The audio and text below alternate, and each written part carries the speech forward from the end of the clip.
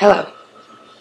Today is a big video for me because I'm going to talk about my dark night of the soul. It's a phenomenon I've researched a bit. At the time I was having it, I had no idea what it was. It's only in hindsight that I have come to coin it, use that phrase for it. A lot of people call it a descent into hell, or a spiritual psychosis kind of thing. And a lot of people go through it. From my research, what I've seen is that it is a common thing to do, to hit a kind of low before you can continue on in your journey. Obviously, it's different for other people. It manifests in many different ways. It just depends on your personal perspective and who you are. For a lot of people, they get diagnosed with mental illnesses during this time. It has a lot of similarities between the symptoms of psychosis and schizophrenia and bipolar disorder, all these other myriad of awful things that we label people with, that they tend to list a lot of the symptoms of a spiritual descent into hell.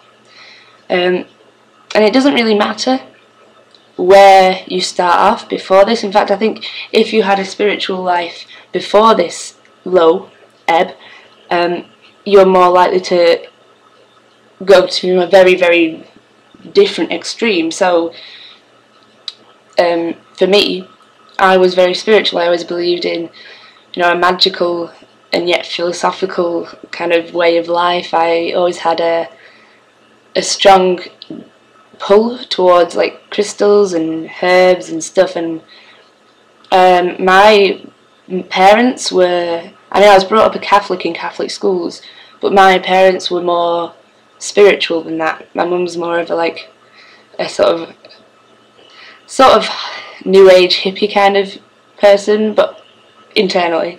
And then my dad's kind of like a Zen philosopher, but internally too. They're all very normal, but within them was this thing that allowed me to be able to line up with their energies when I was born, and then take it to like the next level, 10 levels up. But yeah, I've definitely had a very spiritual life, mostly internally, but also externally too. So, and another thing that I must also explain is that I smoked a lot of weed. I took a lot of drugs, but for 7 years of my life, and it got to a point, for about 5 years of that, maybe more, where I was smoking it every day, all day, every day, and I associated myself with that. That was part of me. It's what I did. All my friends did that. That's how I met them all, pretty much. That was the social scene I was in, and it therefore became not even social anymore. It was me. I identified with the culture, with what it did to me, with everything. I just smoked weed. That was me. And I was always very open to that. I never saw that was a problem. I didn't think that would ever change about me. I never ever thought I'd quit. I didn't think it was an issue at all. It had no detriment in my life other than the fact that it made me lazy and procrastinate a lot. I never saw that changing. If you'd have asked me whether you thought I would have ever quit it 5 years ago, I would have had to have honestly say no. I'm probably never going to quit. I might cut down, but I'm never going to quit. And that's what led me to the ebb, whatever. Now, recently is the only time I've actually learned about that aspect of this low ebb, because Teal Scott, who I love, I absolutely adore Teal Scott, and I think everyone should go and watch her channel, watch her videos on her channel, which is The Spiritual Catalyst on YouTube. She is amazing. She has really helped me through all this stuff that I was experiencing, because she somehow managed to put a video out every week that would somehow be so relevant to me. Almost always, like 90% of the time, the video would be perfectly matching what I'd been through that week, or something I needed to know about that would help me get a little bit more perspective or a higher vibration on this whole thing that I was experiencing. And recently she did a video on cannabis, and it's what it is as a spiritual tool. And that's the first time since in the past 2 years, when I've had to quit because I went through all this stuff, which I will go into in a minute, that I actually have got some closure or some information on what actually happened there. Because up till now, or up till I watched the video, I just thought, I completely messed my brain chemistry up, and that's all it is. You know, I've just messed myself up forever, and there's no real positive to it. It's just that I cannot smoke weed anymore. It's just no. And that kind of has been difficult, because obviously there's the whole quitting process and stuff, but all my friends smoke it, and people use, and I can't really identify with how they are all saying, oh, it's so brilliant anymore, because to me it does something completely different. It gives me all these bad effects that I used to think were an urban myth. The paranoia, it's like a bad trip to me now, like on a hard drug. So what she says about cannabis is that it has a vibration of allowing and no resistance and stuff like that, so it teaches you how to be those things when your vibration is lower than a cannabis plant. So if you ingest it and you actually have a higher vibration, and you don't need to learn the lesson of allowing and lack of resistance and stuff like that, it will actually bring you down. So for the first time in ages, I've actually got a really positive view on why I can't smoke this amazing plant that everyone's completely hyping about all of a sudden.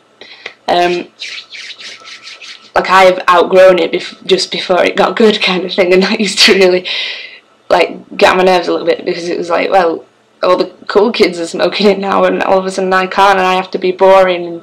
But actually, in spiritual terms, it's put me in a really good place to know that I must have learned those lessons, and I must have learned them well enough to not need to learn them anymore.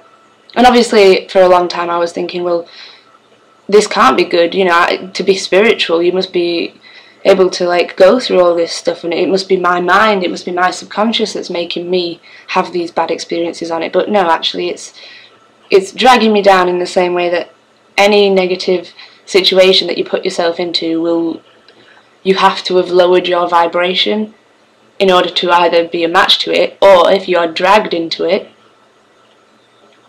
your vibration must lower in order to stay in its presence, kind of thing. So that's the cannabis thing. That is a big player in this whole dark night of the soul. But the one thing that really happened was that I went through a terrible few years back in my late teens, and I had some awful experiences, some of them like beyond my control, some of them internal responses to stuff, where I was becoming I didn't like who I was becoming, and it was partially because I hadn't dealt with the losses that I had experienced, which were predominantly, unfortunately, my best friend in the world ever, who was like my sister. She was my oldest friend. I'd known her since I was 4 years old, up until when I was 18, and unfortunately when we were 18 she committed suicide. And then a year later, one of my dearest friends, who I'd also known since I was 4 years old, killed himself too, and it was a very difficult time to go through. But because I just went numb, and then added to that by smoking weed continuously, which is just, it does kind of dull you a bit to it, and it just makes you relax, even if you shouldn't really be relaxing, which is where it came, you know, you get the laziness and procrastination from smoking too much weed too. So that's just one of the natural side effects of it, which can be good in the right context, but this was not the right context to be smoking weed all the time. I was using it as an escape. And a couple of months, well, maybe, yeah, a couple of years later, I decided to take mushrooms, Liberty Caps, magic mushrooms, and that was the night that everything changed for me. Obviously, it started out fantastically. It was a wonderful thing. Obviously, everyone who knows who's taken them can vouch that the colours and the patterns that you see, that I believe are genuinely there underlying all this, like the mundanity and the muted sense of reality we've come to experience, but they're wonderful, they're beautiful, and it's a very good trip at first. I was seeing some fantastic things, and then I was sat on my bed and something changed, and all of a sudden I started to notice that I had forgotten how to think, and all of a sudden this panic built up in me, and I just thought, this isn't right, this is not right, something's gone horribly wrong, I've broken my mind. And I was in a state where I honestly thought I would never be okay again. I had the worst experience of my life on those mushrooms. I was with two friends, one of whom was very accustomed to this kind of thing, and I have to say they dealt with me fantastically. It's only afterwards that they have told me how terrified they were. They had been, like, I saw my friend on the laptop all night, and I just thought, he kept saying to me, oh, you'll be fine, honestly, this happens, don't worry, just try and relax and stuff. But apparently all night he was researching, like, what the odds are of of messing yourself up completely, of like never coming out of a trip and stuff like that. And the way he kept that from me, I take my hat off to him. I have to commend him for that, because I was completely freaking out. Like, I just thought, I just remember repeating and repetitively saying, I'm never going to be okay again. This is it.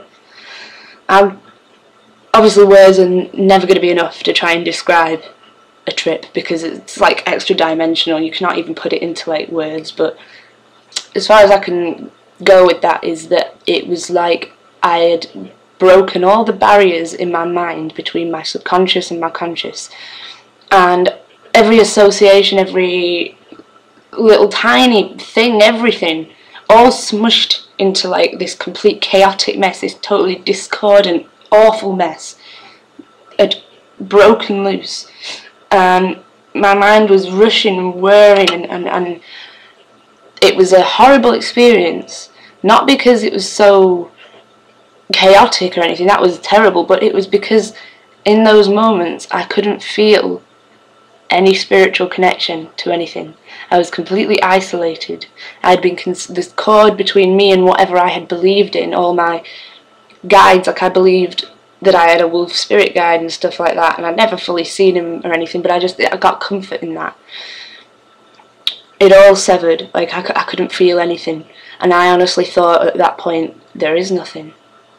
And that was the biggest fear I've ever felt, that everything we tell ourselves about love and about unity and about there being this ultimate force of good in the universe, that was all bullshit, is what I was thinking. It can't possibly be. Everything we've ever thought is still in our brain, and it was horrible. It was chaotic, and I thought, and this is one of the predominant memories from that night, I thought that I was beyond help, because even death wouldn't be a release from the turmoil.